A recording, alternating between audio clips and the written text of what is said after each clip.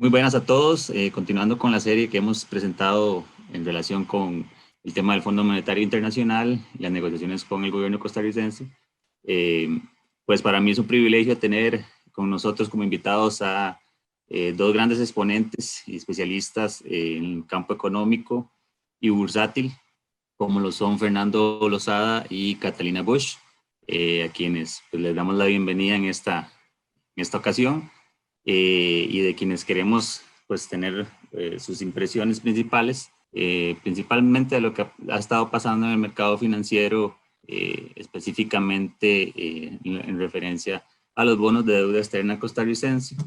Y para eso les damos la bienvenida. ¿Cómo están, Fernando y Catalina? Muchas gracias Muy por bien. la invitación. Sí, muchas gracias. Perfecto.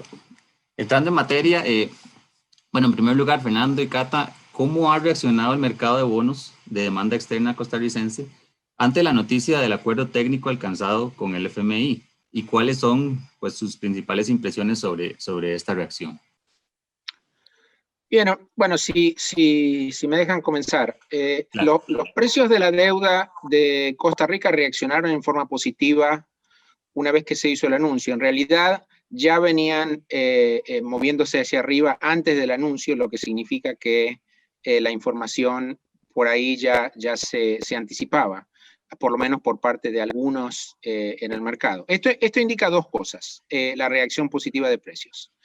Que primero, que el mercado recibió el anuncio en forma positiva. Es decir, esto fue definitivamente una buena noticia para los operadores de deuda costarricense. Y en segundo lugar, que el anuncio no estaba totalmente anticipado por todos los participantes del mercado. De lo contrario, los precios ya habrían reflejado este acuerdo con el fondo. Es decir, que alguna gente, por lo menos en el mercado, todavía tenía dudas de que Costa Rica lograra un acuerdo con el FMI, o por lo menos que lo lograra tan rápido. Hoy día, por ejemplo, los bonos que vencen en el 2023 están comerciando alrededor de 99 centavos. Esto es 3 centavos más arriba que a principio de año, y ya estamos prácticamente al nivel que habíamos visto en marzo del año pasado, antes del gran colapso en precios que hubo a partir de fines de marzo o principios de abril.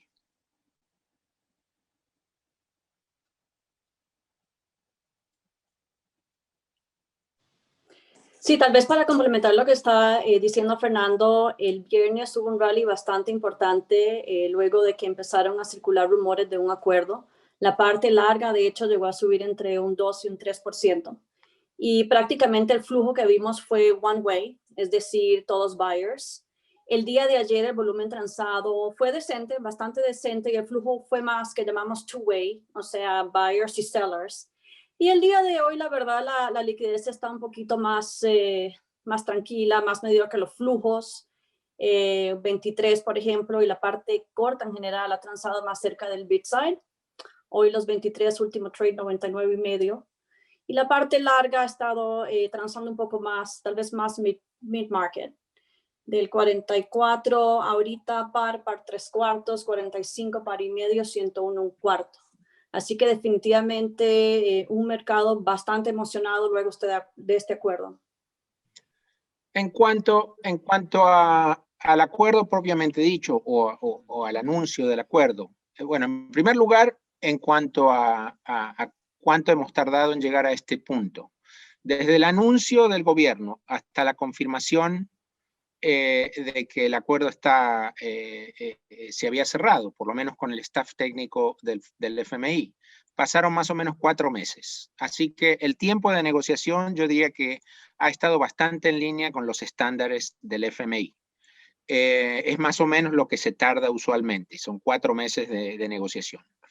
En cuanto al contenido del acuerdo, el ajuste fiscal que se proyecta en el acuerdo, en el programa, yo diría que es bien importante. Son casi 5 puntos del PIB hasta el año 2025. Pero lo que hay que destacar es que la carga del ajuste fiscal está sobre todo en el periodo final de la trayectoria del ajuste y en el programa.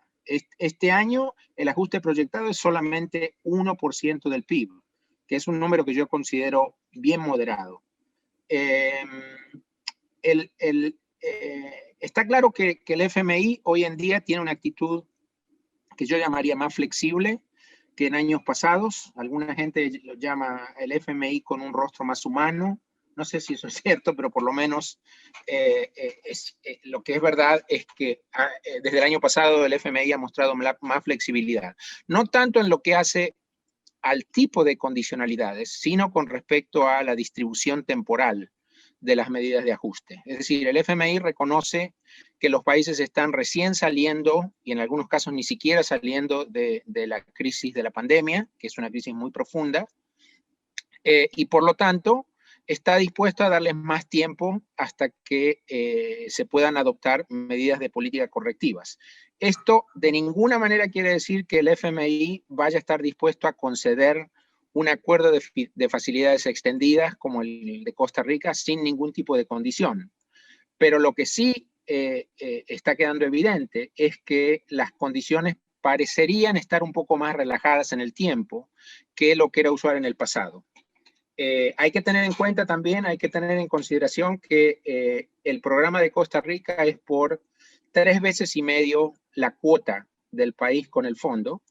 Esto se considera acceso extraordinario y además Costa Rica ya había obtenido la línea de financiamiento rápido por $500 millones, que es más o menos 100% de la cuota el año pasado. Por lo tanto, el programa va a tener un monitoreo muy exhaustivo porque el fondo al final del día ahora va a tener mucha exposición crediticia a Costa Rica. Genial, genial. Bueno, de hecho, la siguiente consulta y última que teníamos, creo que don Fernando ya respondió gran parte, que era que en comparación con otros créditos latinoamericanos, ¿cómo evalúan ustedes el proceso propiamente de negociación y cuáles son los principales temas a considerar para los próximos meses? Bueno, yo te diría que el destino de este acuerdo con el FMI está claramente en manos de la Asamblea Legislativa hoy en día, porque la Asamblea tiene que aprobar 9 proyectos de ley antes de la primera revisión del programa, que nosotros esperamos sea en julio. Así que tendríamos que tener todo en línea, todo aprobado en la Asamblea para fines de junio. Algunas de estas leyes parecería que no debieran presentar mayores dificultades para su aprobación, pero hay otras que yo creo son más desafiantes. Por ejemplo, la reforma al régimen de empleo público, algunos aumentos de impuestos, no habría que descartar que aparezcan algunas piedras en el camino. 3/4 del ajuste viene por el lado del gasto en el programa. Esto yo creo es una buena noticia porque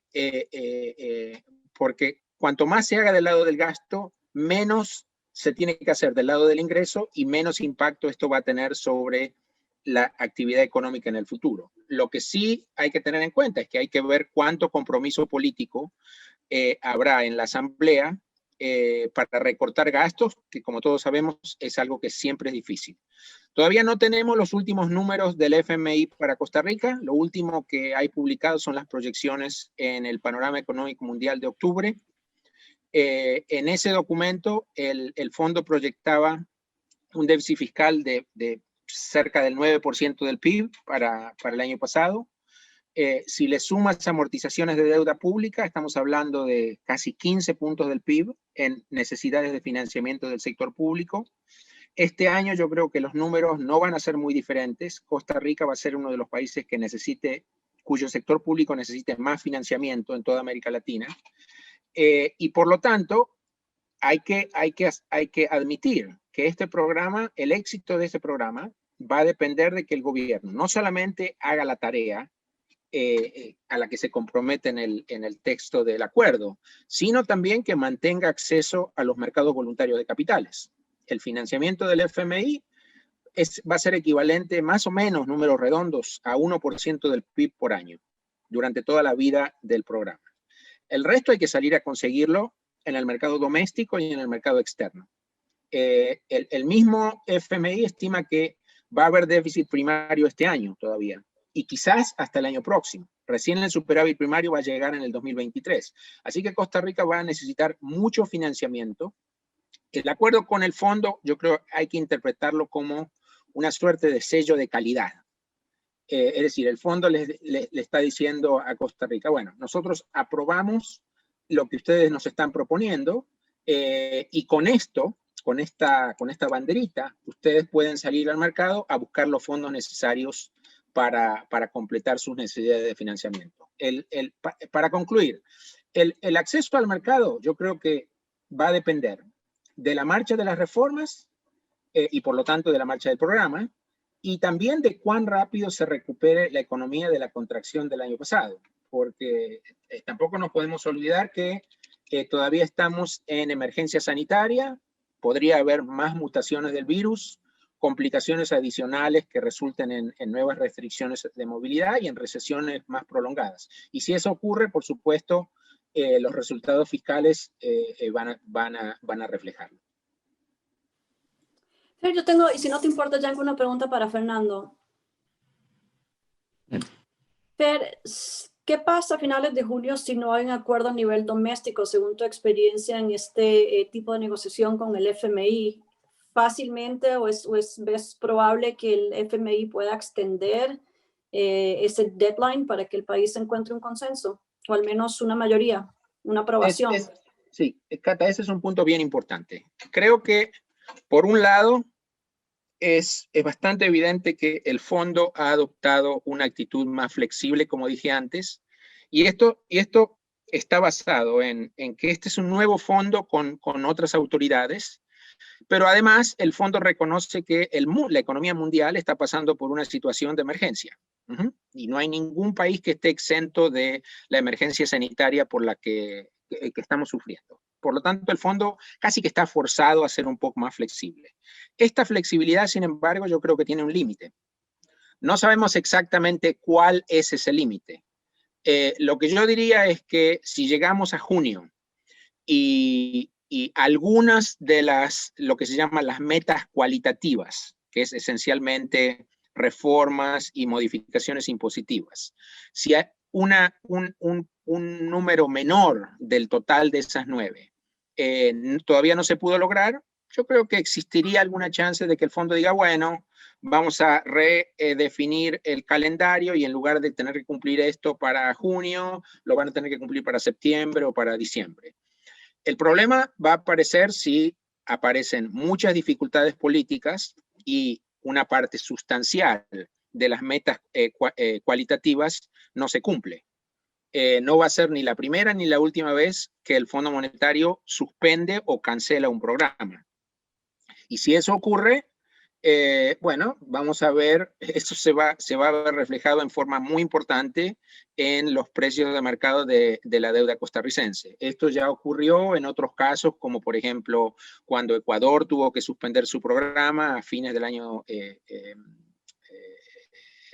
2019, en el caso de Argentina, cuando Argentina también tuvo que abandonar o suspender su mega stand-by que firmó en el año 2018. Así que yo creo que los mercados van a estar monitoreando lo que ocurre en Costa Rica con un ojo muy clínico y con una lupa, con un magnifier muy importante durante las próximas semanas y los próximos meses. Excelente, excelente, la verdad, pues, no, muy claro, muy completo, y para no quitarles pues más tiempo, agradecerles el espacio y esperando que en futuras ocasiones pues también tengan pues, disposición como lo han tenido siempre tan amablemente. Muchas gracias a Fernando y a Catalina por darnos este espacio a nombre de Mercado de Valores, les agradecemos.